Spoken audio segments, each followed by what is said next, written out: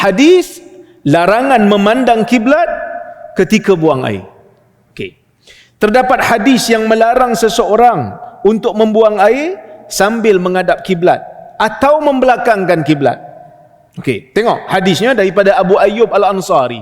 Nabi SAW bersabda, "Idza ataitumul gha'id fala tastaqbilul qiblah wala tastadbiruha walakin syarriqu aw gharribu." Hadis Bukhari. Hadis ni sahih. Nabi SAW kata, apabila kamu pergi ingin membuang air, maksudnya nak qada hajat, fala tastaqbilul qiblah, jangan pandang kiblat, wala tastadbiruha, jangan membelakangkan kiblat, walakin syarriqu aw gharribu, tetapi pandanglah ke timur ataupun ke barat. Tuan-tuan faham tak hadis ni?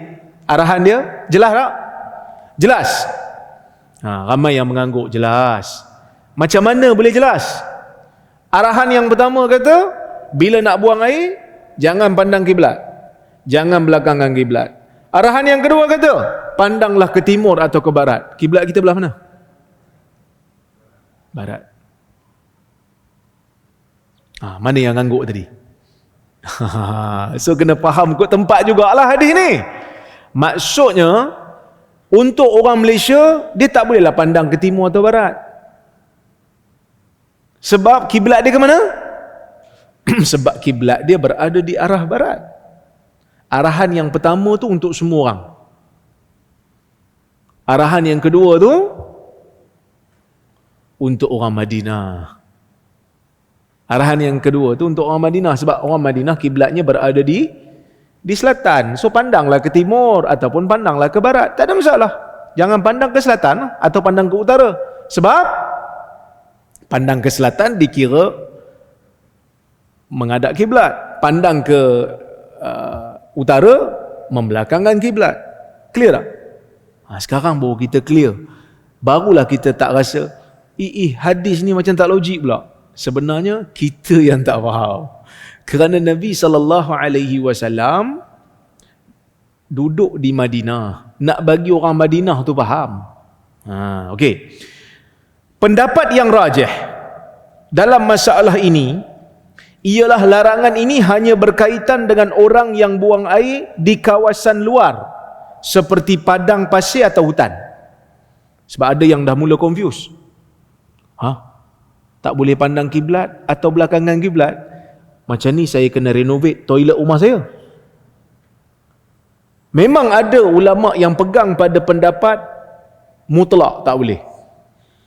Kerana ada riwayat daripada Abu Ayyub sendiri yang bila dia tengok tandas-tandas manusia pada zaman tu memandang kiblat atau membelakangkan kiblat, dia akan suruh ubah. Tetapi pendapat yang tepat, pendapat yang rajih, kalau dalam bangunan tak apa, kalau ada dinding tak apa. Sebab apa? Sebab dalam hadis riwayat Al-Imam Al-Bukhari, Ibnu Umar radhiyallahu anhuma pernah naik ke atas rumah Hafsah. Hafsah siapa? Isteri Nabi SAW, dan juga kakak kepada Ibnu Umar, kerana Hafsah bintu Umar, Abdullah bin Umar, dua-dua ni adik-beradik. Jadi Ibnu Umar ni dia naik atas rumah Hafsah, dia ternampak Nabi SAW sedang buang air. Dia ternampak Nabi SAW sedang buang air, menghadap ke Baitul Maqdis, membelakangkan Kaabah. Tapi waktu tu Nabi dalam toilet, Nabi dalam tandas, ada dinding, ada penghalang, ada penghadang, kan? Jadi oleh kerana itulah sebahagian ulama berpandangan, ya, kalau dalam toilet tak apa. Saya tak nafikan dalam isu ni ada khilaf, ada yang pegang mutlak tak boleh, dalam toilet pun tak boleh, kena ubah, kan? Habis itu Nabi buat. Ada yang kata yang Nabi buat ni khusus untuk Nabi. Nabi je boleh, orang lain tak boleh. Tapi nak kata khusus ni dia mesti ada dalil yang lebih jelas. Ada yang cuba tarjih. Apa itu tarjih? Ada yang kata kata-kata dengan perbuatan telah bercanggah. Kata-kata Nabi tak bagi. Nabi kata tak boleh. Dengan perkataan tak boleh. Dengan perbuatan Nabi buat. Kata-kata dengan perbuatan mana lagi jelas? Kata-kata dengan perbuatan mana lagi jelas? Dari sudut nak beri kita faham. Kata-kata. Perbuatan ni kalau Nabi buat, boleh jadi benda tu wajib, boleh jadi benda tu sunat, boleh jadi benda tu harus, boleh jadi benda tu makruh. Nabi buat benda makruh ke Ustaz? Ya. Ada ketikanya Nabi buat benda makruh bukan kerana Nabi suka benda tu, tapi kerana Nabi nak mengajar kita benda tu bukan haram, benda tu makruh je. Dan usuliyun menyebutkan kalau Nabi SAW buat benda makruh lit-ta'lim, untuk mengajar umat, Nabi dapat pahala kerana mengajar. Clear So perbuatan Nabi tu tak jelas, kata mereka. Tak berapa jelas. Perkataan lebih jelas. So kita ambil perkataan, yang perbuatan ni kita tinggalkan. Tapi kita tak, sebenarnya kalau ikut pendapat yang tepat, selagi mana dalil ini boleh untuk diharmonikan, buat apa kita nak buang salah satu? Pakai dua-dua lah. Maka oleh kerana itulah pendapat yang tepat, selagi mana dalam tandas, dalam toilet ada dinding, maka larangan untuk menghadap kiblat ataupun membelakangkan kiblat tak datang. Tapi kalau kita nak keluar daripada khilaf, maksudnya kita nak kata, saya walaupun dalam toilet Ustaz, saya nak bina toilet saya, jangan pandang kiblat, jangan belakang kiblat, itu lebih baiklah, itu lebih baguslah. Maksudnya apa? Keluar daripada khilaf. Mustahab lebih digalakkan kerana ia lebih selamat. Okey. Manakala jika dia membuang air dalam kawasan berdinding seperti tandas, maka ia tidak dilarang berdasarkan hadis riwayat Ibnu Umar dalam Sahih Bukhari. Namun kekeliruan tetap timbul jika dilihat kepada teks hadis riwayat Abu Ayyub di atas, kerana teksnya seolah-olah bercanggah di awalnya dengan akhirnya. Okey. Jika diteliti, lafaz awalnya melarang bagi orang yang buang air menghadap kiblat, dan ini difahami. Apabila hujung teks hadis ini mengarahkan untuk orang buang air menghadap timur dan barat, maka sedikit kekeliruan timbul, iaitu arah di sebelah barat adalah kiblat bagi orang Malaysia. Bagaimana mahu melaksanakan arahan ini? Maka disinilah pentingnya untuk melihat dimensi tempat.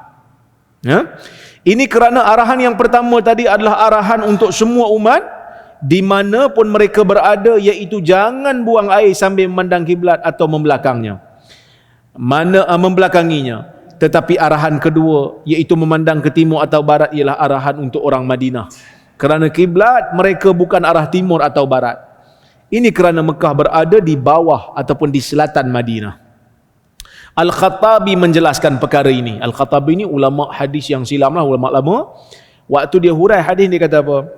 Qauluhu syarriqu au gharribu, ataupun syarriqu wa gharribu, hadha khitab li ahli al-Madinah wa liman kanat qiblatuhu ana dhalika samt. Fa amma man kanat qiblatuhu ila jihatil maghrib awil masyriq fa innahu la yughrab wa la yushraq. Dia kata apa? Perkataan Nabi SAW, syarriqu aw gharribu, ataupun syarriqu wa gharribu, pandanglah ke timur dan juga ke barat. Hadza khitabun, ini ucapan untuk orang Madinah, dan sesiapa sahaja yang kiblatnya, ya, bukan ana ni, ala, gua tak silap, ala, ya, yang kiblatnya berada di arah yang sama. Fa amma man kanat qiblatuhu, adapun sesiapa yang kiblatnya ke arah barat ataupun timur, maka tak perlulah ditimurkan ataupun dibaratkan. Tak perlu di barat ataupun ditimurkan Kaabah tu. Okey. Maksudnya kalau dah Kaabah dah tak di arah barat, tak payahlah pandang ke barat. Gitu kan. Baik.